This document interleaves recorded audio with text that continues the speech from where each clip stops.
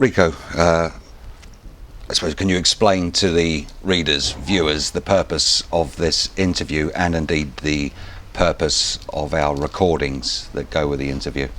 Yeah, basically I feel the need now that I have to come on camera to explain these recordings, and basically I've come to the point where I have to protect my wife, and by doing that I need to come on camera and explain what's actually been going on the last 8 months.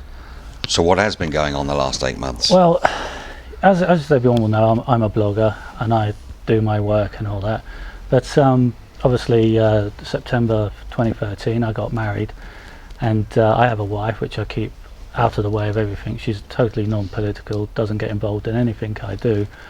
But after getting married in 2013, basically, to cut it a very long story short, I put a profile picture up on my Facebook of us getting married, and it's the first time I've put my wife really into a public forum with me alongside her, and from that she got identified and started getting attacked.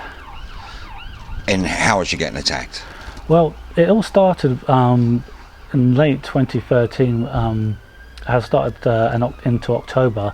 I started getting comments anonymously to my blog, basically really vile comments, you know, just really nasty stuff, and I basically kept this from her, like, you know, because it wasn't nice and I didn't want her to know, but you know, it was just really nasty stuff, and this carried on for a little while, and what can you do about it? Not a lot, you know. So then we just had like and then I remember after coming back from honeymoon I came down to your place, and we kind of had like a BDO moment where we were just having a little chat, and you asked me how my blog was going, and I said, yeah, it's going okay. I said, but I'm getting a lot of nasty comments about my wife and the previous place of employment and all that, and I said, it's just, you know, really nasty. And you just happened to say, well, that's a coincidence, because I've been having John Howarth on the phone and he's been mentioning your wife and where she worked and all that. So I was like that, I put 2 and 2 together basically and thought, oh right, here we go, she's out and she's been identified. Now it's the same old resume. Now it's her turn to get attacked, like, you know, to get to you. Exactly, you know, it's just not on, you know, it's not on at all, you know. And during this time as well, my wife got pregnant. She got pregnant, and it's a great time, but she got taken really ill. It was an awful time, very bad pregnancy, and obviously with these attacks coming, which started to intensify, I knew I had to do something. And what I basically did, and this is with asking yourself, is because I know for whatever reason, I don't know why, but John Howarth keeps phoning you up, you know, I don't know why, but that's what happens. And I brought a dictaphone and a cable lead, and I said, every time he phones you, do you mind if you record these phone calls, because this is the only way I'm going to get proof of what he's saying. And luckily you agreed to do it. I know it wasn't a nice thing to do, and I know no one likes to do this, but you knew how ill my wife was. You knew, I showed you the comments that I was getting, and you also knew that Mr. Howarth was mentioning my wife, and so we had to make these steps. Yeah, I made that decision purely on moral grounds, and I think it's important to say to viewers and readers here is that these recordings were never meant to see the light of day on the internet. Yeah.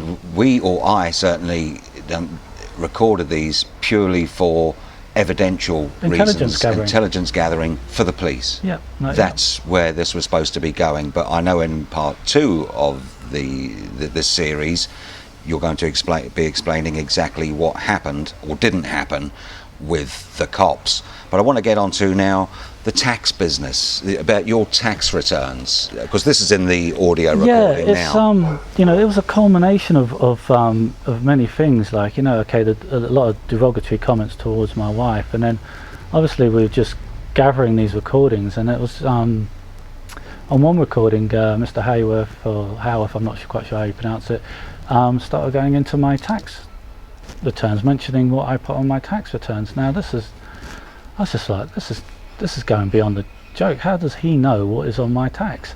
So I did ask him that on the recording that's on this blog. yeah, and he said he had contacts, and he can go places where I can't even imagine he can go. And so with this, again, you have to remember my wife was so ill at this time, like, you know, so this was in about I think it was November of 2013 when I found out about my income tax, but I couldn't approach him until I think it was about February of 2014, and because I had to wait till my wife got a little bit better, you know. And I had 4 meetings with the tax department. You know, it was about over 4 hours, and they were very helpful. And we got to the stage of well, basically, they know who looks at my tax, because in the tax department you have a machine and you've got to log in, and so they know. But the only thing we're missing is a name. And as you'll get from the recordings, Mr. Howarth is very precise. He is quite correct in what he says. So I'm asking him through this now, who is giving you information on my tax? And it's not just my tax, because it's my wife's tax as well, because we do a joint return. Yeah, because it was, as you say, very specific. Very He specific. said that you not didn't, prompted. Yeah, you didn't put on your tax return that you're an investigative journalist. Yeah. How would he know that? I mean, I think I was of the opinion, and I know that I can pretty much say the tax department were the same opinion, but it was very specific because they have listened to the audio. So what have the tax department done? Well, they did an internal investigation And come up with nothing? Wouldn't come up with nothing, but they need the name. So hence, I'm saying to Mr. Haworth, who is divulging my income tax. Okay, so getting back to your wife again, is the interest, which is on the audio on the blog now. Mr. Howarth says that it all came from Sean Power and Sean Power's family, Deputy Sean Power. That's right. I mean, this is what, and it made me really angry, because let's be quite honest here. There's no love lost between me and Deputy Power. I think everybody knows that, So, but I thought, from what he said, I thought, well, the best thing I can do is contact Deputy Power, not on the internet or anything like that. I sent Deputy Power an email saying, look, I didn't tell him we had the audio, but I said, look, I've got specific information that you or members of your family have been giving information about my wife to Mr. Haworth. This coincides with all the abusive comments that I've been getting about my wife. What's going on? Now he just didn't reply to me. Which is on the audio recording what we're talking about, the Twitter there. That's right. I went on Twitter, I went on Politics Jersey with Free Speech, and I asked them there, and basically I got a little bit ridiculed. But he was saying that John was saying that his children worked with my wife and all that. Now I've checked with my wife, and then she doesn't know Deputy Power's children. She doesn't do work for charity. She's never met them through any charity events. So, I'd like Deputy Power obviously to comment on this, but and I'll be honest here. My gut feeling is I believe that John made it up, but I'll be very interested to hear what Deputy Power says, and I hope now, after hearing the audio, that he will take it forward. Well, because he does stand accused by John Howarth of giving information. Absolutely. About your wife. Yeah, so you've got to remember, this is my wife we're talking about. This is my wife who just goes about her own business. Like I say, is totally non-political, doesn't get involved in anything I do. And why is she being dragged into this? It's almost someone saying, oh, to shut Rico up, we got to go for it. His Achilles heel. Yeah. And I did witness the horrendous time your wife had during her pregnancy. Awful. So where on there, well, just to come into that, and that's why I did a posting on I think it was the 1st of December called Blog Abuse 2, and because of how bad my wife was and that, I thought I've just got to fire a shot across Mr. Haworth's bow here. So I did a posting, and I put the audio of when he phoned someone else up, but on the end of that blog posting I just put right at the bottom, stay away from my family. That was a very specific point I wanted to get across, and it worked for a while. It went quiet, but as always with this character, he always comes back, and that's with fake avatars. It's as we come into the second part of the audio, I think that's when people can see the real nastiness, the toxicity that lies beneath this character like John Haworth. You know, there's a lot of anger there. You know, he says it's revenge. You know, I've had to I've taken and people hear little gaps in the audio, and that's because I've had to take a person's name out, because I don't want that person's name out there because they're a vulnerable person, you know, and I just don't want their name out there. And I've removed a previous place of work for my wife. So that's, if anyone hears the gaps in the audio, I think it's important to make is. the point that the vulnerable person, that the name you've taken out of the audio, is alleged to be another victim. That's right, of Mr. but you know, Howarth. that could be something for another time. But I don't really want to, because it's just not fair. You know, like I say today, you know, it's about my wife. Like, you know, it was just awful. You know, and then I won't forget the day that I had to tell her everything what was going on. You know, here's a woman, you know, as sick as, well, you know, she was as sick as anything, and I had to sit her down and say, look, this is what's going on. Because there were letters sent to her work. Yeah, this is again. That's right, but it's an area I don't really want to go into at this moment. But you know, I had to sit her down one night and tell her exactly what was going on. You know, and I'll never forget the tears. And you know, and my wife saying to me, why is he doing this to me? And the only answer I said, well, I think he's doing it he's attacking you to get at me. That's the only. You know, and it was terrible. It really was terrible. Why would he want to get to you? I think he wants me to take my blog offline. Look, we've got about 8 hours of recordings, and how many times does he say Rico should just stop blogging and take his blog off? Yeah. You know, and I think, you know, that's got a lot to do with it. The issues behind it, I don't really know. Don't know whether he wants to scrub a lot of his history. I just don't know. But at the end of the day, he went for my wife, and I have got to make a stand. You know, I've got to do something, like, you know. And I've remained quiet for quite a long time, and I don't think anyone can say, but I haven't given her a chance. You have asked them to come down the police station with you on numerous occasions. Numerous occasions on Facebook, on my blog. I said, come on, John, let's go down the police station and sort this out. It's no good for anybody.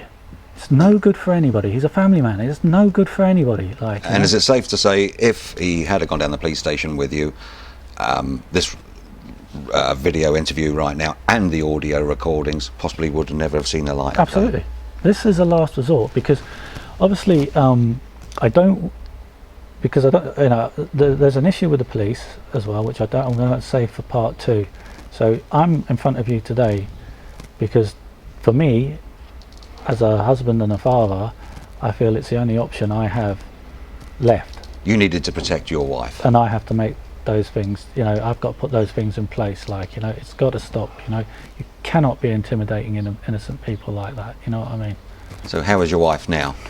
My wife is very well, thanks. Yeah, we've had we've got a beautiful little baby, and everything, you know, came good in the end. It was a very trying time, but this issue has got to be addressed. You know what I mean? It's attacking an innocent person who's got nothing to do with anything. It's just not on. You know, it's really not on. And I think anyone listening to the audios, especially the last section when he says he's, you know, basically he's going to, but I've got to say, he's going to fuck my wife's career up. I had to play my wife out, you know, and she says to me, why is this guy trying to fuck my career up? You know, what do you do? What do you do? And I have to say thank you to you, because you made the decision to do this recordings, like, and I've got to say I've listened to 8 hours of it. I think you were really good, because you never prompted him on anything. He was just talking, and I think, credit to you, you really have tried to reason. But I don't know what the right way to say it is to reason with him as to what you're doing is not right. Yeah, and you know how hard it is. He will not listen. No, which is a shame. And my motivation behind all this was to protect your wife, to help you to protect your wife, and as it was to gather intelligence and information for the police. But we'll save that the police stuff. Absolutely, you know, it's yeah, you know, because I not giving too much away, but I do want to say, like, you know, because when we eventually made the first approach to the police. Now I went this time with a little bit more savvy, I'll say, because I've learnt in the past. So what I did, and I'll be elaborating a lot more on this in the next posting, is I went to a local media station and I said, look, this is what's happening to my wife. This is all about cyber stalking, cyber harassment with the fake avatars. It just so happened to be saying exactly word for word of what I was listening to on the audio. That's how I knew who it was, because it was word for word. And I said, look, do you want to see how seriously police take cyber abuse? I said, if you do, you can follow me with everything So you've done. kept the media. I've kept them involved in everything from the very first moment, and that's what I will be going into in part 2, because I think it's very important for everybody to know exactly what's going on here, because it's, this is me in front of a camera, but it can be anybody else at any other time. Is it if you're not like say a lefty or you have an opposing view to say the establishment, does that mean to say that any of your family members can get attacked? Are we saying that anybody in the media who does a story, then it's okay for their families to be attacked? This is what we're getting at. There's a lot of bigger pictures going on here, but at the end of the day, my wife is an innocent woman in all of this, and she got horribly attacked, and it's just not on. It really isn't on.